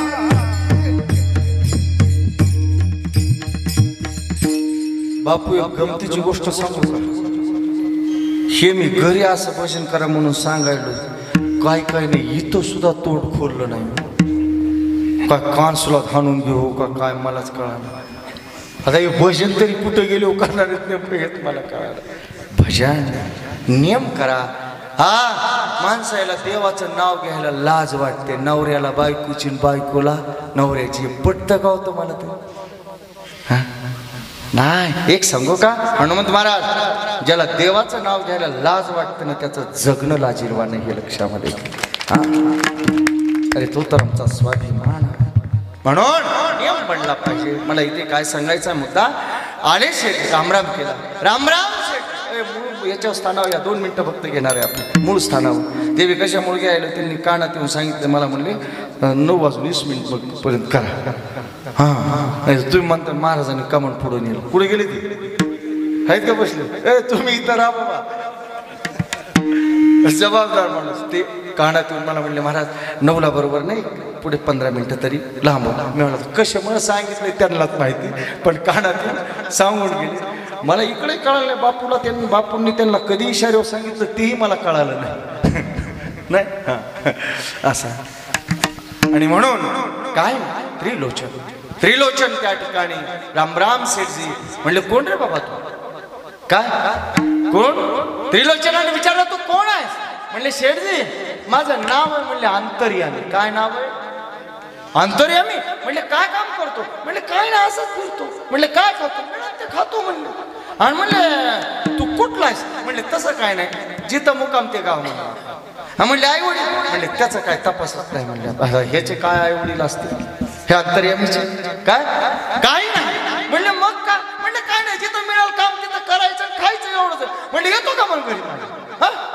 आता मनात देव म्हणल्यावर आलोय त्याच्यासाठी काय येतो का. म्हणले निश्चित काही नाही. म्हणले तुला पगार काय पगार लागतो. म्हणले काय नाही. म्हणले काही आपल्याला लागत नाही. एक इम्पी पगार नाही. फक्त आपल्याला दिवसातून 5 वेळा खायला लागतो. किती वेळा जगदीश भाऊनी सांगितलं 5 वेळा. आणि दुसरा एक आपली काय आपल्या जेवणाबद्दल कुणी चर्चा केलेलं जमत नाही. आता तुम्ही 5 वेळा जर खाणारा पाठवू देत माणूस असलो त्याची माणसं चर्चा केल्याशिवाय राहतील का? हा काय करावं आला सांगितलं का रे अरे देवाने दिलेलं भरपूर आहे आपल्याकडे 5 काय 10 वेळा खा म्हणले नियम म्हणले शिवजी लक्षात आहे तुमच्या माझं पाठीमागं कुणी चर्चा केलेली जेवणाची जमणार नाही. म्हणले काय हरकत नाही चला आणलं हो ऐका म्हणले काय म्हणले बघा कसा सुंदर सेवक आणलेला आहे. हा आता आपली मदत करेल आनंदाने साधू सेवा होईल. बघितलं पाहता क्षणी पुत्रवत प्रेम याच्यावर काही असतं त्रिलोचनाच्या पत्नीचं जडलं गेलं. आनंदाने सेवा चालू झाली. कित्येक दिवस झाले पण एके दिवशी त्रिलोचनाची पत्नी शेजारच्या घरी कार्यक्रमाला गेली. शेजारच्या घरी जाताना जरा जपूनच गेलं पाहिजे महिला मंडळ विशेष कारण नसलेल्या चर्चेला उदान तिथं येतं बरं हा गेले चालू झालं आणि बोलता बोलता बाय म्हणलं होय ग कशी लय जरा सुकलीस कस काय म्हणली कस काय सुकले अगं म्हणली काही दुखायले का म्हणली काय नाही ग मग कशी सुकलीस म्हणली असं इतकं का थकले सर म्हणले दुसरं काही नाही ग पण आमच्या घरी जो त्रिलोचन आला नाही का म्हणली कोण तो हा अंतर्यामी हा अंतर्यामी ना बालक इतका सुंदर आहे खूपच प्रेम आहे माझं त्याच्या प्रती जिव्हाळा आहे खूप साधू सेवा करतो पण काय नाही ग सहज त्याला कसं आहे 5 वेळा जेवण करतो त्याच्यामुळे स्वयंपाक मला सतत बनवावा लागतो म्हणून थोडा व्यस्त असते म्हणले कामामध्ये. एवढीच चर्चा इकडं झाली आणि तिकडं अंतर्यामी अंतर्धान झालं. काय रात्रीचा समय झाला अंतर्यामी अंतर्धान झाला. रात्रीच्या वेळेला शेडजी आले आणि जेवणाची थाळी असताना झाली सर्व तयारी झाली ताटं बनविली. शेडजीला वाढलं ओ म्हणली अगं म्हणलं अंतर्यामीला बोलवणं म्हणजे अंतर्यामीला बरोबर घेऊन जेवायची सवय. म्हणजे अंतर्यामी कुठे अंतर्यामी या दारात बघितला घरात बघितला पडशीला बघितला कुठं अंतर्यामी अंतर्यामी अंतर्यामी अंतर्यामी कुठे आहे सगळीकडे शोधू लागले. कुणी पाहिला का गावात विचारलं म्हणजे दुपारपासून कुणाच्या नजरी पडला नाही. अंतर्यामी गेला कुठे घरामध्ये बसल्याने पत्नीला त्यांच्या लक्षात गोष्ट आली की माझ्या जेवणाबद्दल असताना 8 लक्षात आली. पत्नीला विचारलं होय रे तू काही त्याच्या जेवणाबद्दल बोलली तर नाहीस ना म्हणले नाही मी काय म्हणले हो हो म्हणली शेजाऱ्याने मला केवळ विचारलं होतं की तुम्ही व्यस्त कसे असता तेव्हा मी म्हणलं होतं की अंतर्यामीला 5 वेळा खायला लागतं त्याच्यामध्ये व्यस्त असते. हे शब्द मुखातून पत्नीच्या निघाले आणि त्रिलोचनाच्या नेत्रातून अश्रू आली. अगं म्हणले भगवंताने एवढं दिलं चर्चा करण्याची काय गरज होती. अहो म्हणले मी वाईट भावातून केलं नाही त्यांनी विचारलं म्हणून केवळ माहिती दिली पण म्हणले दिलेली माहिती शेजाऱ्याच्या इतकी ह्याला कशी कळाली आणि ओळखलं कोण होता. टाहो फोडला अंतर्यामीच्या नावाने. 13 दिवस ताट बाजूला सोडलं आणि 13 दिवस टाहो फोडून भजन अंतर्यामीचं केलं. 13व्या दिवशी साक्षात भगवंत प्रकट झाले आणि चरणावर लोटांगण त्रिलोचनाने घातलं. सांगितलं प्रभो तुम्ही कोण म्हणले मीच अंतर्यामी होतो. म्हणले आमची सेवा तुम्ही करावी. सांगितलं मला त्यामध्ये आनंद झाला आनंद आला म्हणून मी सेवा केली. मला मुद्दा सांगायचा इथं एवढाच की जशी भक्ताची भावना असेल तसा तो बनल्या जातो. विठोबा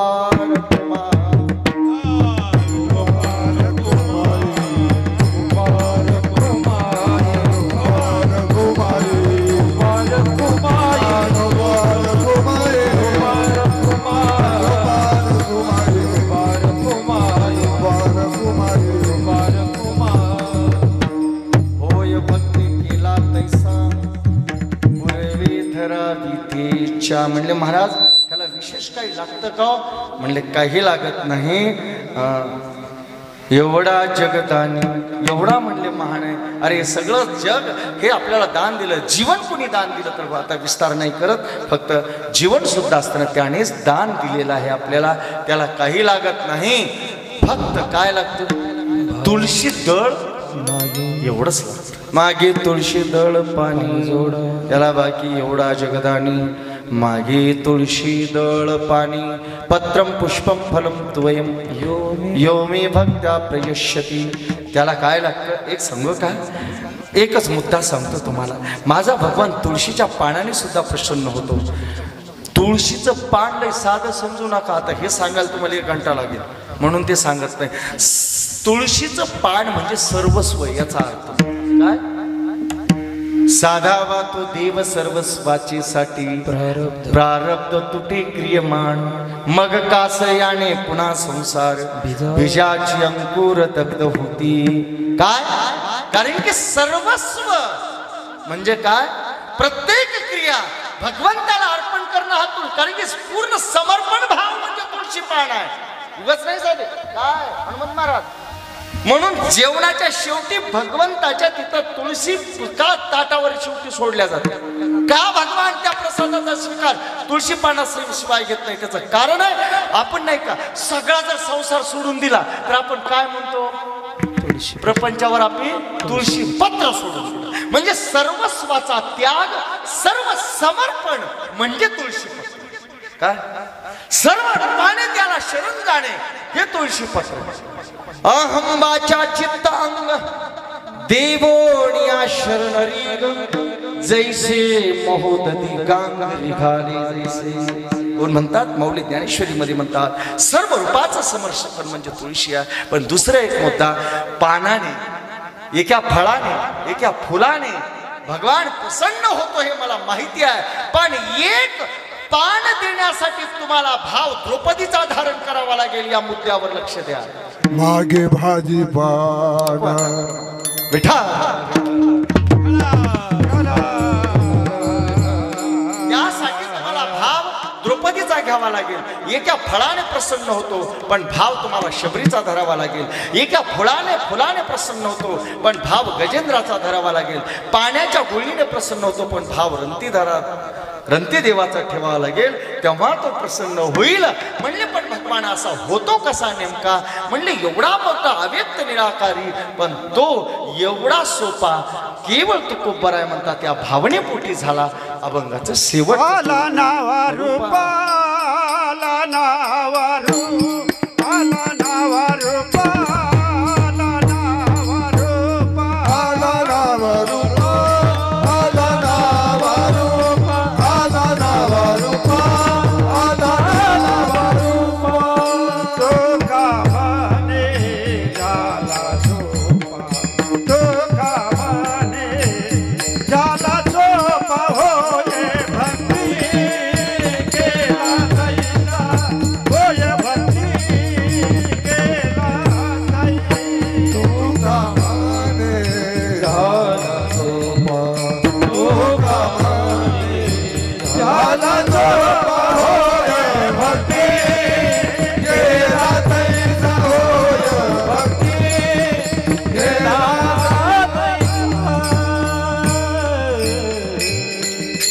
सोपा कधी झाला ते केवळ भावनेमुळे तो नावारूपाला आला भक्तांची इच्छा म्हणून तो आला आणि तो सर्वात सोपा झाला म्हणून होय भक्ती केला तैसा पूर्वी ठरावी ती इच्छा एवढा प्रभू भावे तेने संपुष्टी राहावे ज्ञानेश्वर